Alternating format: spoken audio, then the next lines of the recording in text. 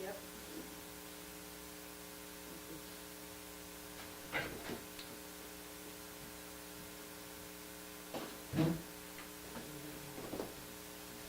Yeah.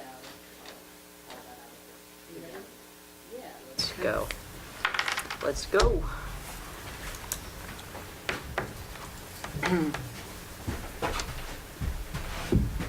Recording in progress. All right. So we are gathered here today. It's Monday, December 15th at 6 o'clock. This is our select board meeting for today. Naomi, Zoe Kroll, and Tony Kurlikowski. Does anybody have a conflict of interest with anything on this agenda this evening? No. Nope. Okay, hearing none, moving on to 3. So we're going to review some minutes from the December 1st meeting as well as the December 8th meeting. So we'll start with December 1st. Does anybody have any amendments? I'd like to call for a motion to approve these minutes if nobody has any amendments to them. You have some? Your name, Zoe, Oh, yeah, yep, okay, we're going to change my name. change it to Curl. That's my name, yeah. Kearns.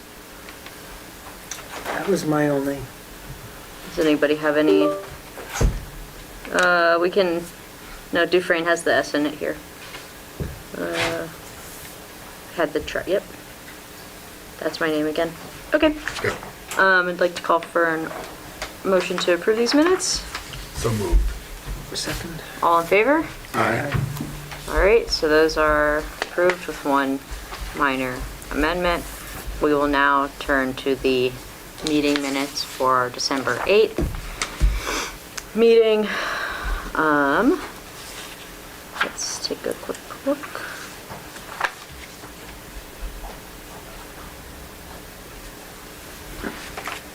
It looks as though we actually approved these December 1st meetings at our last meeting minutes. It's item 3 from Yeah. December 8th, so they're doubly approved, Oh, okay. which like, sure. Really? Let me read the second page.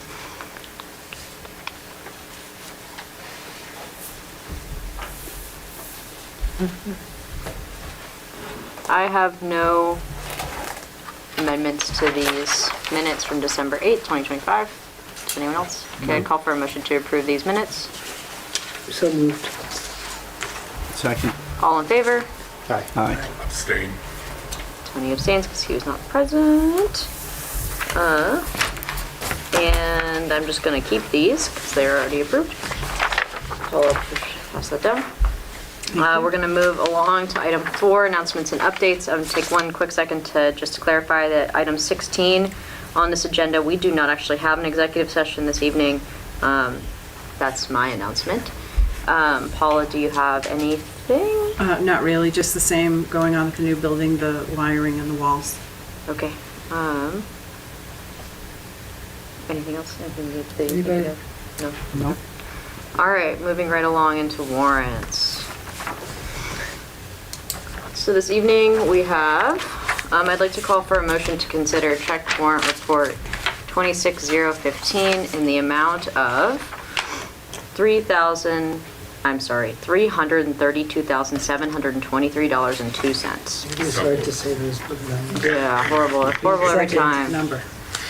So keeping in mind that the reason that this check warrant report is so sizable is that now that our community appropriations, some of them, which is the rescue squads and the libraries, are paid this way as opposed to later through they've moved into the budget as opposed to the way that it used to work where they got voted on and then paid out. So that's a large majority of this. And then the other one is like $42K, which is for, if y'all recall, what is it called? Dump truck body. For truck number 3. Was completely destroyed, and we had approved them replacing it with something that would work, and sort of became destroyed due to sort of deferred maintenance. because their earlier requests were denied, and it was bought used. So anyway, we're getting a new one. We got a new one. It's from the reserve fund, so this is not like a spend from a... Right, Yeah. exactly. Okay, items over 1,000. A&K Agri Services LLC, $1,561.56. Gravel. Arlington Rescue Squad, that's their fiscal year 25 appropriation. So we're paying them out like that they Right. are already from this past year. That So amount is, that amount is $11,427. Bennington Free Library is, the fiscal year 25 appropriation is $19,282. Bennington Rescue Squad in the amount of $30,250. We have GA Bow Fuels, $1,276.61 Oh, there they are. for DPW. DPW and SFD fuel. Okay. And that's also GA Bow for $1,181.98. Yep. Okay. Josh Brown in the amount of $2,000, invoice 971386. J's. Where is It's Josh? under B, Brown. Oh, there he is. Okay. I have it written on the other one. It was truck 4, parts and maintenance. oh, Martha Canfield Free Library fiscal year 25 appropriation, $2,200. Casella Waste System, $9,688.36. Transfer station. I get to skip a bunch, that's great. Eastern Salt Co. Incorporated, $4,370.26. Let me guess it's salt for the Salt. DPW? Yes. Okay, wow, no more, oh, okay, one more over $1,000. MST, on this page, MSTS Receivables LLC, $1,230.89. Yep. What was it? MSTS? MSTS? It's under Harbor. Oh. Why are these out of? So it's like a bunch of GMPs and then Harbor. And Harbor is MSTS receivables. Okay. So like Well, the Harbor. GMPs are the power. Yes, yes. I'm just saying like on this list where it falls is in the H's as opposed to in the M's. They're all over the place on this one. Like, not even alphabetical, so. What is the number, the amount, so I can find it that way? $1,230.89. MSTS, a cleaning service? I genuinely have no idea. We're about to find Oh, out. Harbor, okay, shop tools for the DPW. DPW? Yeah. Okay. Another page. We have a charge for Hewlett Electric and Father, $4,601.30, and another charge for $1,442.65. I'm assuming that's wiring For the new building. CAT cable for the new building and wiring the vault. Yes. That's correct, right? Yep. Okay. M&T Bank, $2,349.58 for the town's November statement. Yep, those are things like web subscriptions like Adobe and Zoom and MailChimp, town cell phones, and postage. M&T Bank / Wilmington Trust, loan RF3395, fiscal year 25, in the amount of $13,000. That's a bond payment for the P1 pipe replacement, the preliminary plan. A lot of things. Right, we should talk about that soon. MVP Healthcare, January 26th coverage, $17,707.20. Employee health insurance. John G. McCullough Library, $26,000 for their fiscal year 25 appropriation. Nemrick, $7,750. That is the monthly reappraisal fee. Northeast Municipal LLC, $1,099. Tree removal. Okay, we get to skip a bunch of $9, $12 ones. Peckham Industries, $10,958.88. Gravel. Sand. Sand. Yep. Sand for the DPW. RCS Consulting, $1,682.80. Monthly network maintenance. Okay. Reynolds and Son Incorporated, $2,849.40. Equipment for fire department. North Bennington Water Department. This is the other big one here in this warrant. I was like, that still Time to doesn't pay add up to the water $300. bill. $86.50, and that's for 6/1/25 to 12/1/25. Yep. So that's for the water. ZWAC Incorporated, 42, that's the dump body. That's the dump body. $42,695, that's the dump body for our replacement dump body. And then ZWAC again for $9,382.06. All kind of the same, 2 invoices. Okay, that is all of the charges in excess of $1,000. Call for a motion to approve this check warrant. Second. All in favor? Aye. Great. Okay, least favorite part, done. Item 6, public comments. Nope, okay. Item 7, treasurer's report. Melanie, would you like to join us at the table? Yeah, of course. Hello. Hello. Take a quick look at the cash flow.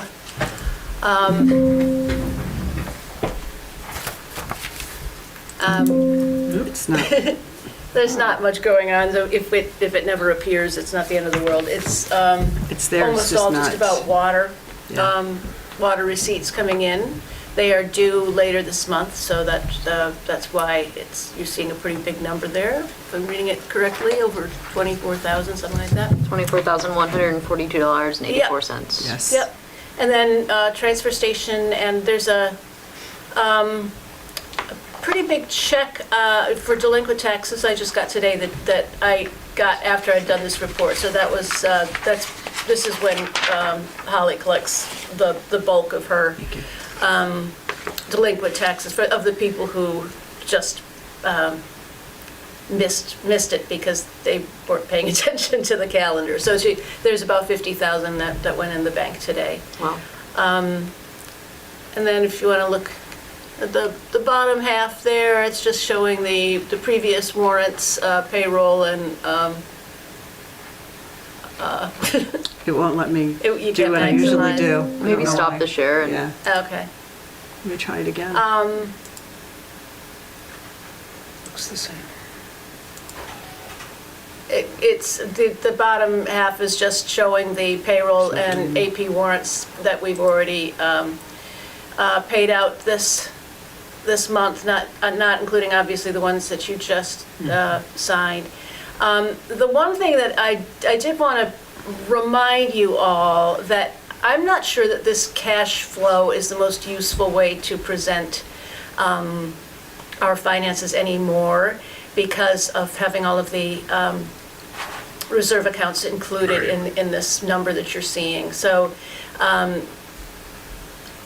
so I'm going to try and find a new and better way to present it, because at this time last year, we had almost exactly the same amount of cash in the general fund that we have now, but now we've got all that reserve money in there too. So it's giving us a false sense of how much cash we have. And I think we've got some big grants coming through from the highways. And right now we've got, I took a look at the due to, due froms. There's a $200,000 that I hope we're getting. Looking forward to seeing that. And so some other, because of the ongoing expenses with the new building, it's going to be something we're going to want to keep a very, very close eye on for the second half of the year. We're just about halfway through the year, and still got a long way to go. A long winter ahead of us. Yeah. So I will try to find a way to present that information going forward that's more helpful, because as I say, this is a little bit misleading just because they are commingled right now. Is that a clear? Yeah. Okay. That's good.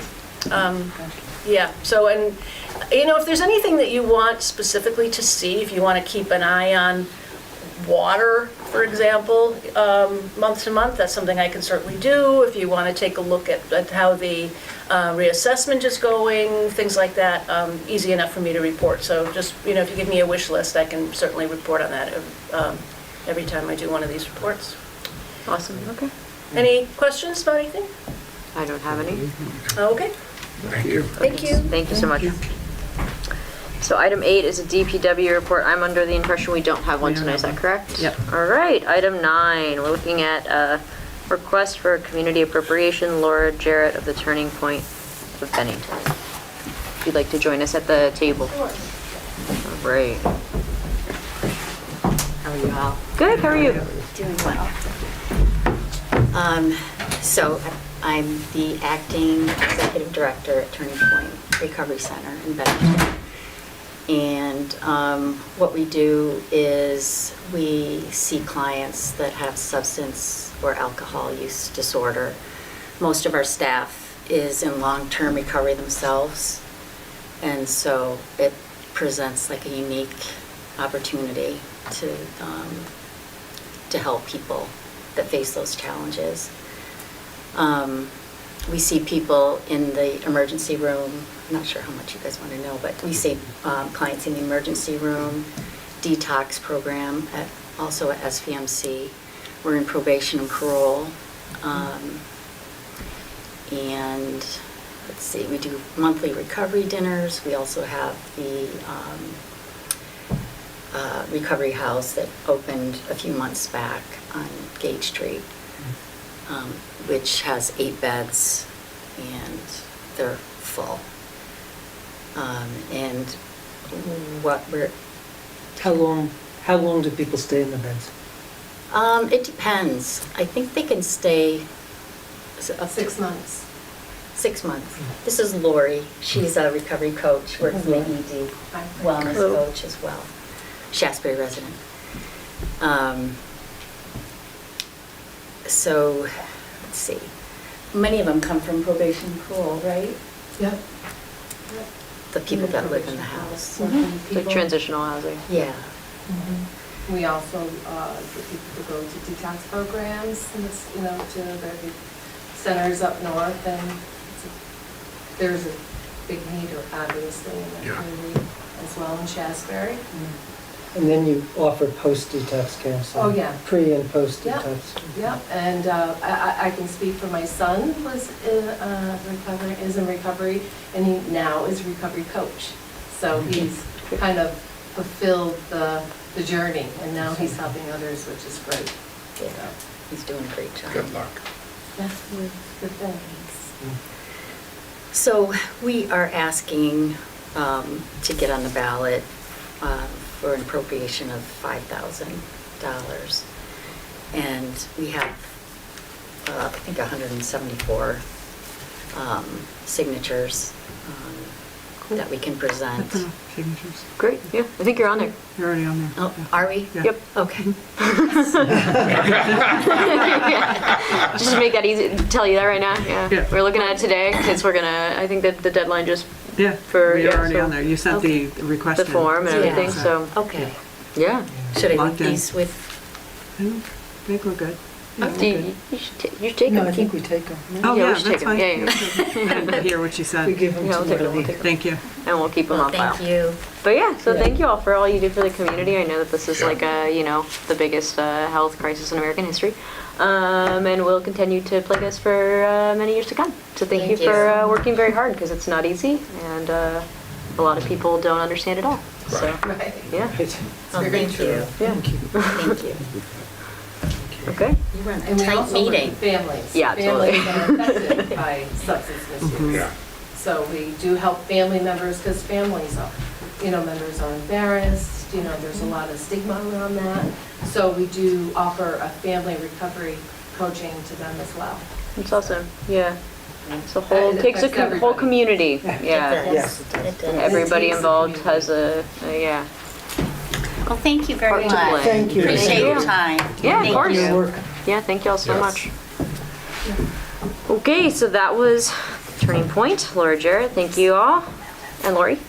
All right, so Kira April, Martha Canfield Library, if you'd like to join us at the table.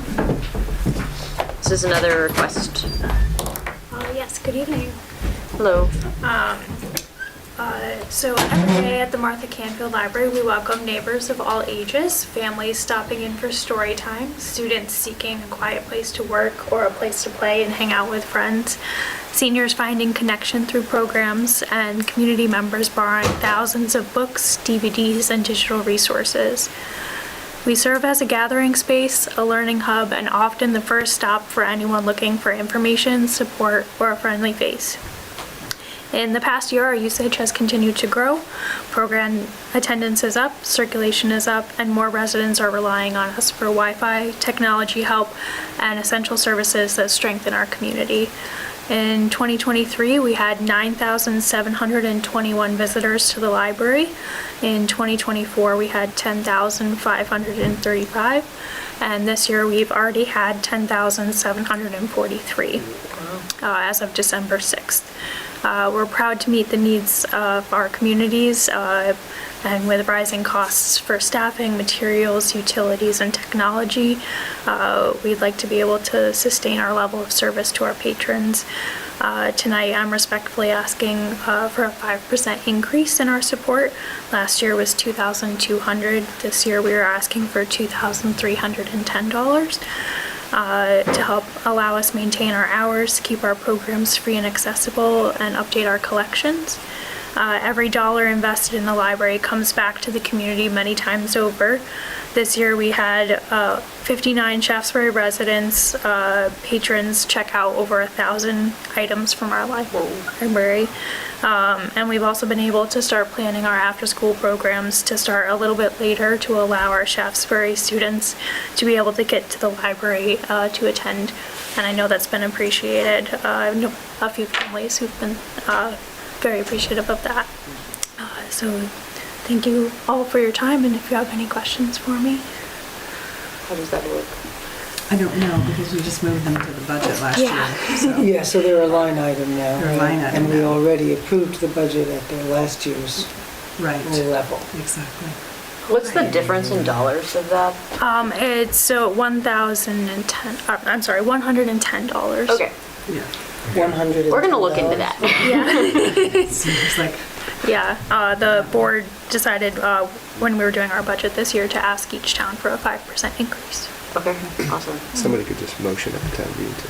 I make a motion that we increase by 5% the allocation. I would have to be at town meeting, wouldn't it?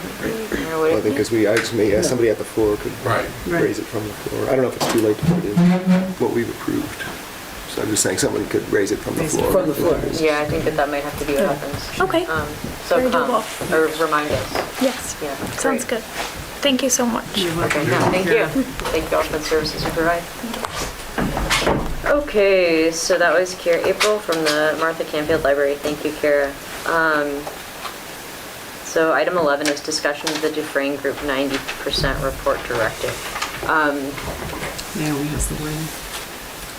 Well, I mean, we were really going to have a conversation, right? But I sent you all a suggestion of language. Yes. Shall I read it aloud for the record, and then we can open a discussion about it? Yeah, and this discussion is open to the room, right? Yes, this discussion is So let's open to wait. the room. So we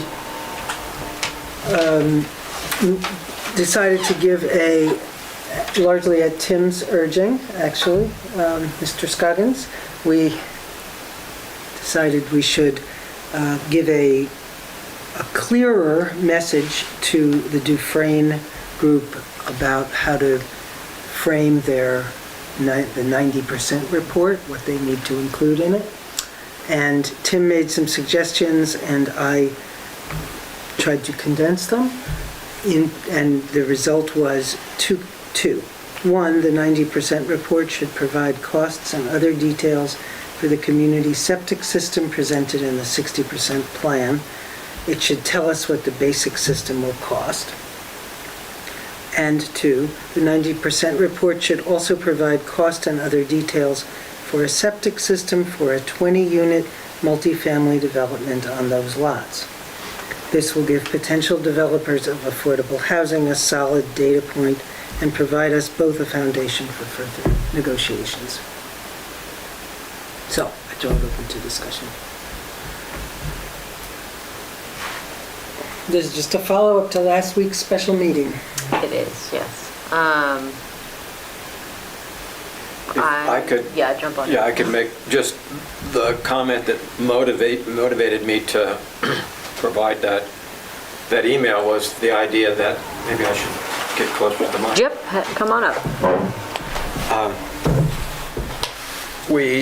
During that meeting, there was not a lot of details presented. That it really seemed like they had a basic community septic system there, and they were looking for, what kind of guidance we wanted to give them in, further details. And what she was offering was that there were tweaks that could be made to the basic system that was presented, like the one that's there at the size that it's at, you have to provide enough land for a repeat if it should fail. And there was some sort of trick, if you built it a little bit bigger, you didn't have to do a repeat and things like. And, yeah, you didn't have to leave 100%. You didn't have to leave the second space if you went over by a certain percentage, because then it fell into another category that Right. preempted the need to do that. You used less land and got more.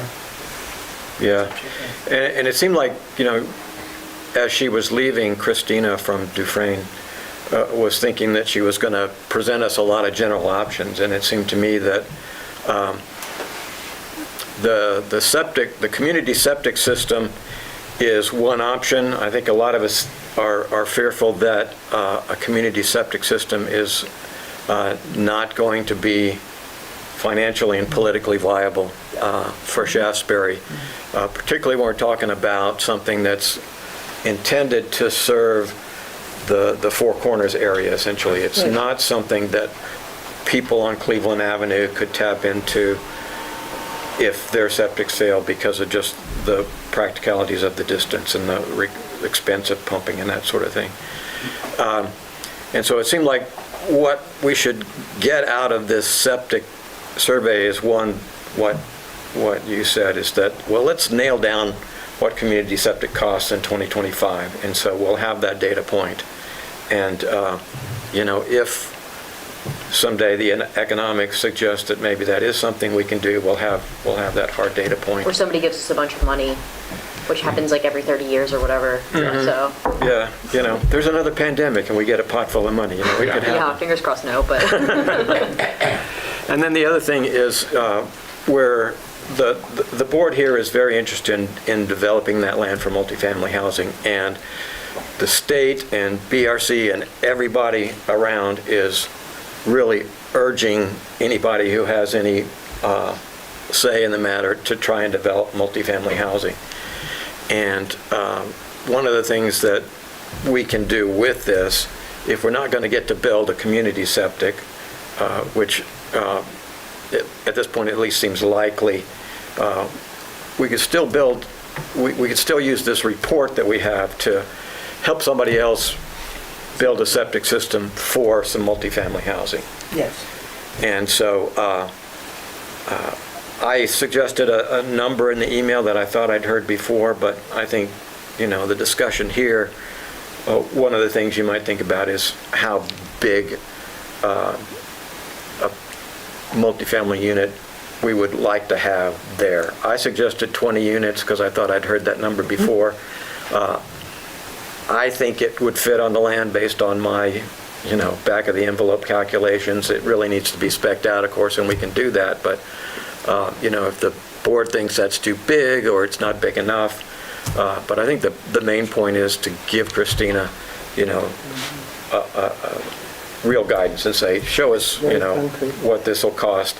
And then we can go to Cornerstone or Habitat to Humanity or whomever might be interested in developing that land and say, here's, some free data, essentially, to get you thinking about doing this for us. Yeah, and that data would be, as we learned from Cornerstone, very important for grant application processes for any affordable housing development. So our being able to provide them with that gives them, whoever they become, a heads up. Yeah, absolutely. And I just want to add to that summary that also what we discussed at the last meeting was that because the 60% report says we have so much excess at the elementary school. That's a potential for future community septic resource. And so we're less worried about that in this one. Yeah, I think that all makes sense. I think that specifying the ask obviously makes a lot of sense. I think that I would like to look at this in front of me, although I read it earlier. But yeah, the mention of the elementary school having so much capacity is certainly interesting. The fact that the system's community capacity for not capacity, interconnection capability is so limited is just really, the burden of cost of even doing that being upon 3,600 people who are not served by it is just obviously a no. So it's kind of interesting to think about what we already have in place. I'm glad you brought up the school. And then thinking about this, as you said, as a tool for others to say, hey, we looked at this, we used grant money, or whatever the money was that was given to us by the state to have this committee do all of this hard work. It's grant money. It's grant money, so, you had to explore the possibility and then have that possibility be something that might make that land attractive to a developer is awesome. And I do agree, Tim, when I saw your email come through, that specifying the ask is always the move, because we did walk away from that meeting sort of having said, give us a lot of different things, and that is maybe not the move. Yeah. So, and I think that this is a good summation of sort of the longer message that you sent. But if you'd like to take a look, and I know that you received this email earlier as well. Those are my thoughts. And I believe, Naomi, you had a point in here that you wanted to talk about changing the language in. And I did it in that, the language I read. Yeah, I mean specifically in the BCRC's future land use plan. Oh, that part, yeah. Talking about essentially Shaftsbury was not being called upon to build a lot of multifamily housing, but given that we have this opportunity, we should, and that having that language in the regional plan could help people trying to get grants. Yeah, certainly. Yes.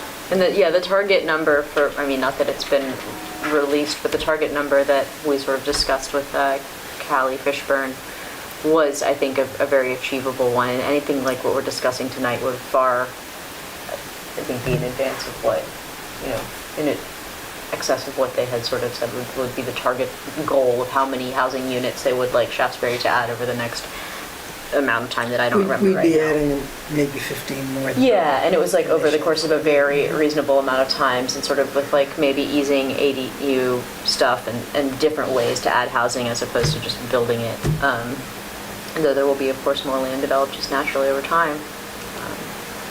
But yeah, I think that this is a really positive thing towards that goal and the goal of the state. Mr. Whitman? I think you have to be careful about your definition of a unit, because the capacity of your system is based on number of bedrooms. Mm-hmm. Yeah. And so when you say 20 units, are you talking about 20 bedrooms, or are you talking about 20 houses that could have 3 or 4 bedrooms apiece? Yeah. And that won't handle it, okay? No. But Yeah, it what would I was- handle 46, I believe. That's she right, said. it'll handle 46 bedrooms. Which, if we have a combination of 1 bedroom, 2 bedroom, and 3 bedroom, Yes, but, evens out, right? Yes, but we have to keep that in mind. okay. Yeah, what a unit is, which is, Yeah. Yeah, essentially when I was thinking 20 units, I was thinking 40 bedrooms. But like you say, it could be a mix. There is something that was in your email where I believe BCRC is recommending less than 3 bedrooms. Yes. So, They are recommending more studio 1 bedroom and 2 bedrooms in the region in general, that particular chance. so we might be talking about 20 unit multifamily housing that has 1 and 2 bedrooms. That's 30 bedrooms total, which the maximum septic that we were offered by the 60% report would do 43 bedrooms, so it would be within that. yeah. So we can Thank you for bringing ask that up for again. 2. Yeah, I don't know the answer to this one, but we could ask for 2 different numbers. We could ask for 30 bedrooms and 40 bedrooms, or 20 bedrooms and 40 bedrooms, or, what the cost would be, because they will be substantially different, so that is kind of an important option. We could. My thought was we just pick a number and we provide a data point and get, as much detail as we can get on that, because we're not going to. Maybe like 30, because that's like, 10, I don't know. Yeah. 20, up to 20 units consisting of 30 bedrooms. Mm-hmm. That's a good. Yeah, because it's like half and half or something like this. Okay. Seems good, seems pretty good. Yeah, it seems good, yeah. I'm just wondering if we did mix in a couple of three, I know they're saying no 3-bedroom, but would there be any 3 bedrooms in that mix, or would it just be a?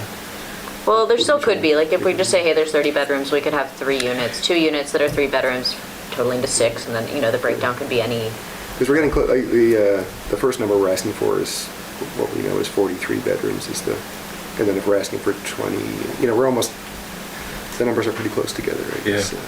I actually have right here in front of me what BCRC says, and it's that 55% of new units over the next 5 years should be smaller units with less than 3 bedrooms. So there's still 45% of the units that could have 3 bedrooms in them. I do know people have gone through like divorces and they need to provide a certain number of bedrooms for their, you can't, like, if I have a family of 4, we're going to be splitting, and the court requires you to provide a certain number of bedrooms to get custody, essentially. So that's just a concern. Or But I know someone who ran into that. Maybe we should just do 40, because frankly, the developer can just like make their own, they can just use this as a reference, and they can pay to have the report, to have a secondary report using the initial data, and it's closer to the max, which. So I guess say 20 bedrooms, 20 units with as many as 40 bedrooms, something like that. Are we talking workforce housing? Talking housing. Senior housing, workforce housing, we're Young talking family septic, housing. We're talking toilets. Yeah. Well, I think for PR reasons, you need to talk about workforce housing as opposed to low rent housing. Oh. I think Yeah. people have another idea about that. Mm-hmm. And it looks like we really need workforce housing. Yep. We need workforce housing, we need senior housing, we need Yeah. housing for people who would like to start families who literally are not doing so because they have nowhere to live. Right. Mm-hmm. Yeah. Whatever we build, it'll get used, for sure. Oh, definitely. Would like.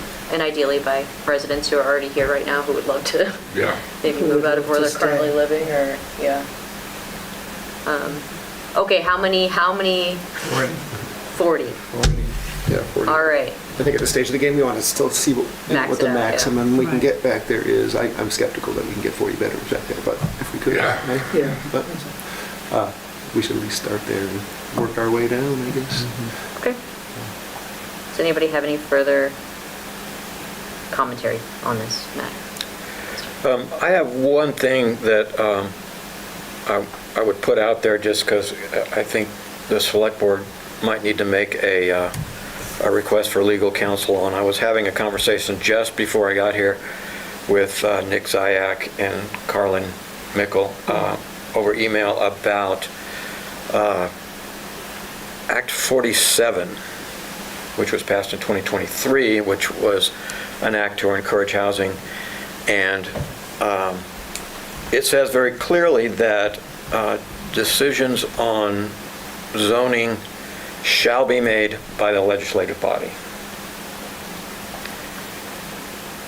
And I've did some quick looking while I was looking around, and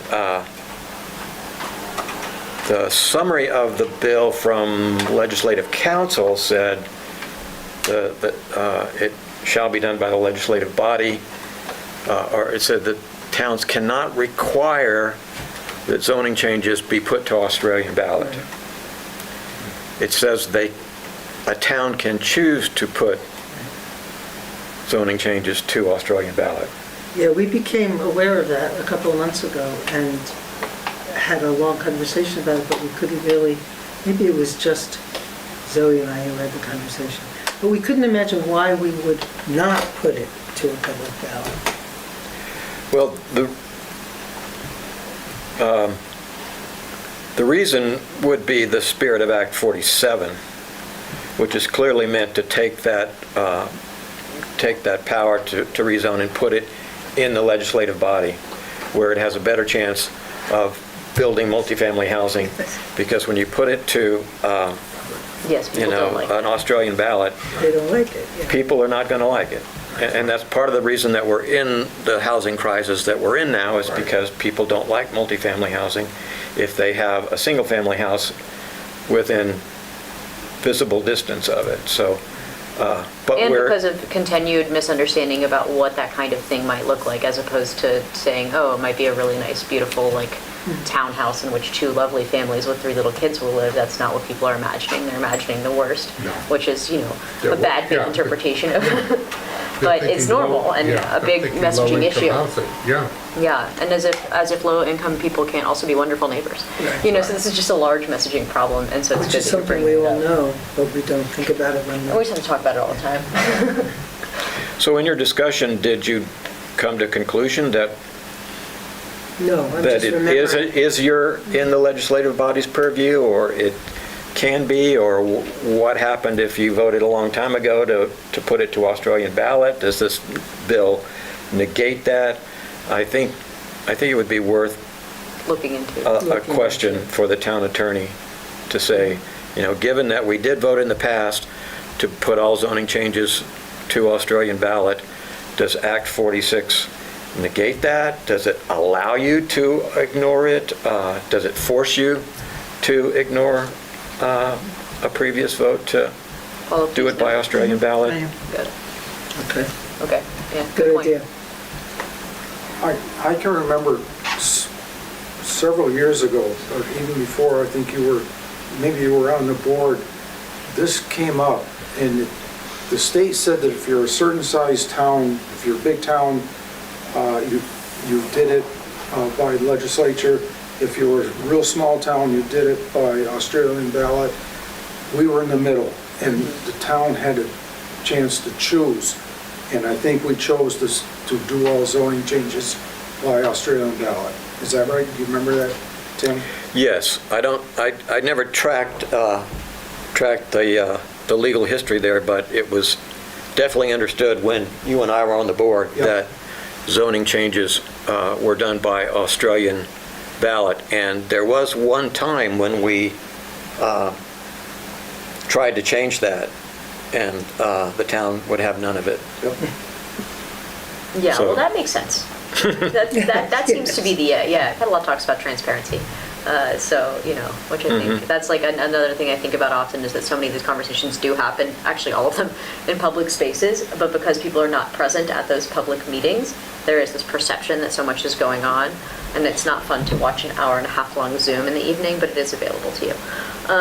So that's sort of like an interesting thing to think about as well. It's just because I don't know about something doesn't mean that it wasn't publicly addressed. And so trying to get messaging out there about things, because I do have a feeling that we will remain with the ballot option, just because I think that that's the nature of the spirit of the town, which is the most important thing. How did we do the Perrin Road development?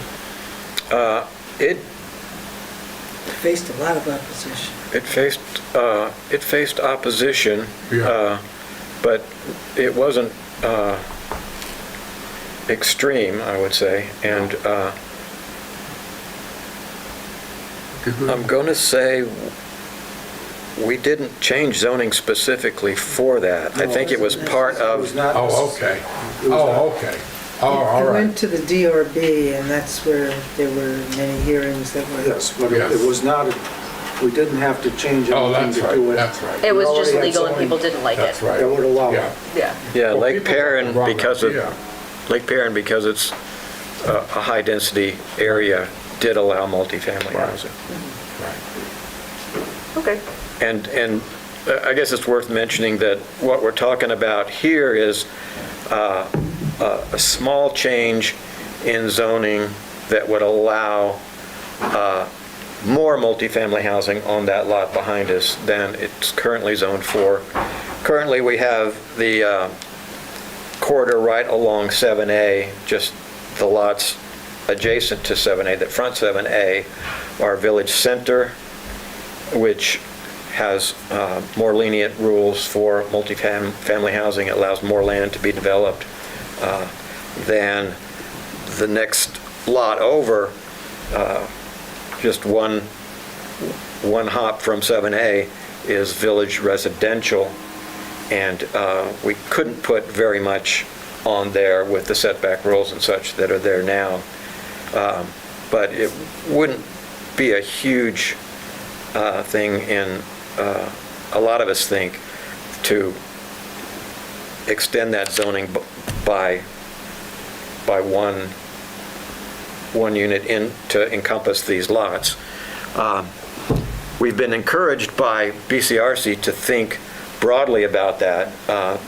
There's not anything inherently wrong with doing a small zoning change to accommodate this specific thing that's, according to our town plan, according to regional plan, all saying do whatever you can do to build more housing. But, as the BCRC makes their, regional plan for the next several years, they're suggesting we look more broadly than just the lots behind here, but. And that's the map that they've been provided with, right? And that we discussed with the opting into Tier 1B of Act 181 and Right. the whole review of all the properties down. And yeah, right? Yes. Yeah. Okay. Yeah. So Mr. I guess go ahead. Did you have a? I was on the Economic Development Committee when we were able to go to the state and have Shaftsbury, or this part of Shaftsbury, designated as your village center. I don't remember it being just a corridor. I thought it came up Buck Hill and included this area and that sort of stuff. No, not at the moment, but I think it's like going. Okay, I just, Yeah, all right. Village residential Well- and village center were but they're not. adjacent, Yeah. and they didn't look so different from each other then. Okay. Probably. But what you're talking about may be a little bit different. A village center for the state designation means it's a thing that can get grants for building. Yes. Yes, that's what it is. Shops and things like that. And that could happen in village residential. Yes, okay, Right. all right. For example, the historic Shaftsbury Center in the middle of town, which I believe is still rural residential, Yes, we actually still have it designated as a village center with the state. So if somebody wanted to, build cute little shops and, upstairs apartments there, they could get state designation or state help to do that. It wouldn't fit with our current zoning, but I think the state designation of village center and our zone that says village center are not exactly the same thing. okay. Understood. That makes sense. Interesting. Strange. So we'll check in with our council about Act 47 and how we handle these sorts of things going. And we're going to communicate with Dufresne and say 20 units, 40 bedrooms, plus a community septic. Yeah. Give us a plan. Well, it can't be plus community septic because, what you mean, like two options? Because it can only be 43, so. Yeah, it's an either or. Either or, yes, okay, Yeah. then yes, yep, exactly. Okay, So want to word it once and for all? I don't think we Just to make sure that Paul is going to call him back tomorrow. Yeah. oh, do you, right now? Don't you think? So I know Yeah, you can do that, exactly though. what to tell them. Well, that we're going to ask Dufresne to give us cost estimates on a design for a septic that would serve up to 40 bedrooms. Okay, yep, that sounds good. Yeah. Discuss that. Plus the community septic. Yeah, we're talking about getting two things out Oh, of yes. out of the report. Yeah, so the 40 bedroom, or the 40 whatever, 40 bedroom thing. Give us the two community septic estimates, thing. one for, What do these look like? Yes. yeah, Cool. not that we're asking for the the two things to be in one estimate. 2 estimates. Yeah, two estimates, and one or the other of them can happen there, not both. Yeah, exactly. Sort of sees, and that's a great culmination of feasibility research over the course of this extensive process. I think it's a moment also to just say thank you to the Sewer Feasibility Committee for all the work you've done. We've got Eamon Mulligan here, who's also on that committee. I'm sure it was a lot of fun. Is there any further discussion at this time on this subject matter? No. All right. Thank you, Tim. Thank you, Tim. I Thank you for appreciate it. pushing Thank you, everybody that else, to clarification. for weighing in, not wearing down, weighing in. Okay. So item 12 is the discussion of the budgetary placement of community appropriations. Paula, can I turn this one over to Yes. you? Great. If we recall the last town meeting, Tim, you will recall this, because you're the one who was up at the microphone. Tim and Lon. Yes. We're still good neighbors. Good, that's It's good. important. That's good. Are your dogs still running in and out of each other's houses? Yes, they are. As we know, the budget, we're like, eek, it's 11%, right? But it was 17 and then 15 and then 13 and we're 11. However, last year, Mr. Scoggins said, hey, we used to not have the community appropriations in the budget. That's right. And in speaking, just in conversation with Tiffany and how they do it in Arlington, it is not in the budget because they're not considered operational expenses. So, because... And they're not approved yet. And they're not approved yet because they're on the ballot. In March. Separately So- on their own.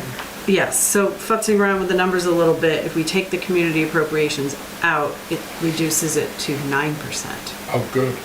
So I'm still kind of going back and forth with VLCT to make sure, like, I guess towns do it different ways, but this seems to me Yeah. to be a more Makes logical. sense. Yeah, and they're not voted upon And yet, so this it's is like, not, they're not operational, it's not operational budget, the community appropriations are.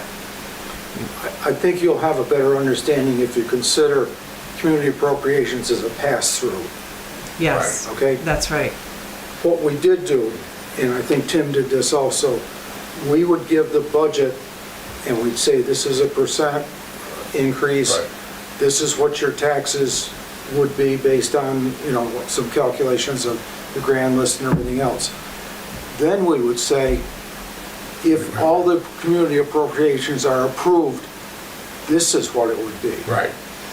And so we made a very distinct Okay. made it difference clear, is that, yeah, That's right. Yeah, and we tried to impress upon people, they had some control over that. Yeah. over that 2% in this instance, Yeah. that's right. 9 So- versus 11. I think if it's presented that way, but it is not, we did not put it in the budget.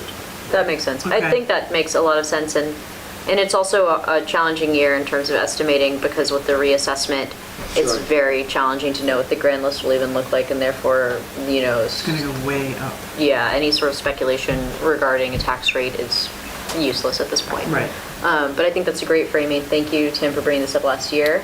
Yeah, and I would just add this other incentive is that what I was told by VCLT back then was that if you have it in your budget and you vote on your budget at town meeting, Sure. you voted on those community appropriations because they're in the budget. That's right. And then you go to Australian ballot the next day and people pick and choose those. Right, right. And so you're double voting on the same Right. thing. And you're That's negating right. people's independent right to vote upon each Right. of those matters, That's right. because you've already sort of Right. passed the entire, which is not right. Right, It's interesting, somehow it changed right. before last year when Paula and I were trying to put that together. So the year before, when what we had from David's construction of it the year before, Right. was with the community appropriations all Yeah, bunched in with the, some, one year they interesting. went Yes. in for some reason. Well, we cannot know why. But, yeah, I we can tell you, this is a point of amusement for me because David Kiernan, who I thought was really great, and who put that together every year and did so much, so well. Every year, he would always go back to some old town meeting agenda and a budget, warning, and start over, like we hadn't had this conversation every year. So every year, I had to say, no, we took that out last year, remember? It's like, oh yeah, okay, well, fix it. And then, One of those things. and then the next year it would happen again. And so somehow that's just part of the dynamic of town meeting, is you always go back to That's, 2-year-old That's what we warning didn't and do. start from Remember this scratch. time. Yeah. okay, thank you. Well, yeah, this year we've got it. You got it. On it. Okay, awesome. Further discussion of the budgetary placement of community appropriations. Hearing none. We shall move forward. Item 13, which is the approval of the municipal work product agreement. If you all remember, it's just the thing that when you do something for the town has the right to use it, and you can use it too, but you have done that on behalf of the town so that you no longer have the IP on that. Yep. Did anybody have any edits? No. Looked great. Okay. All in favor of approving the municipal work product agreement for the town of Do you want a Shaftsbury? motion to approve? Oh, yeah, sorry. I'd like to call for a motion to approve the municipal work product agreement for the town of Shaftsbury. So moved. Second. Excellent. Now, all in favor? Aye. Okay, cool. Item 14, other business. Do we have any? I'm really on track for that 7 PM.